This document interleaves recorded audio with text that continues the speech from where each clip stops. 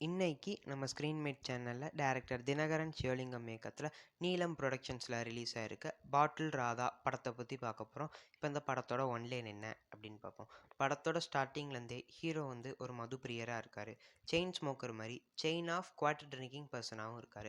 அதனாலேயே இவர் குடிச்சிட்டு எப்போ பார்த்தாலும் ரோட்டில் சண்டை போட்டுக்கிட்டே இருக்கார். இவங்க ஒய்ஃபும் அதனால் ரொம்ப கஷ்டப்படுறாங்க. ஸோ அவங்க ஒய்ஃப் வந்து ஒரு மறுவாழ்வு மையத்தில் இவங்க சேர்க்குறாங்க. அதனால் இவருக்கு 3 மாதம் ரீஹேபிலிட்டேஷன் நடக்குது.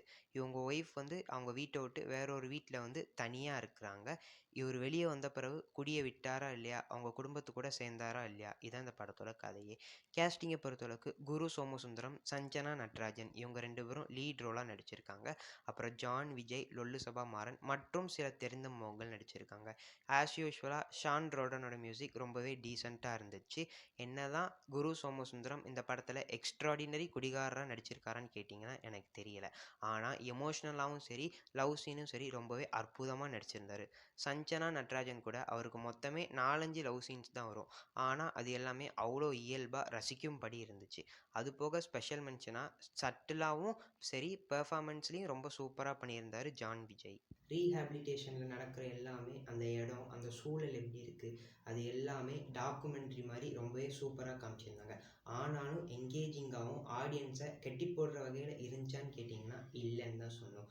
காமெடி எமோஷன்ஸ் சில இடங்களில் ஒர்க் அவுட் ஆனாலும் ஸ்க்ரீன் ப்ளே இன்னும் கொஞ்சம் என்கேஜிங்காக எழுதியிருக்கலாமோ அப்படின்னு தான் தோணுச்சு. ஆனால் கிளைமேக்ஸில் வர லவ் போர்ஷன்ஸ்லாம் ஒரு மாதிரி இன்னசென்ட்டாக நம்ம மனசை கவர்ற வகையில் இருந்துச்சு. நாம் வாழ்கிற இந்த டாக்ஸிக் சொசைட்டியில் நாமளும் ஒரு டாக்ஸிக் ஆளாக தான் வாழ்ந்துக்கிட்டு இருக்கோம். ஆனால் நம்மளால் திருந்தி வாழ முடியும்.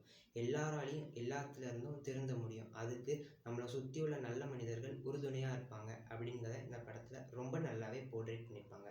நாம் ஒரு செயல் செஞ்சால் அது கேடு விளைவிக்கிற செயலாக இருந்தாலும் அது அக்கேஷ்னலாக இருக்கிற வரைக்கும் பிரச்சனை இல்லை. அக்கேஷ்னல்னு சொல்லும் போதே நாம் அதுக்கு அடிக்ட் இல்லை அப்படின்னு தான் அர்த்தம்.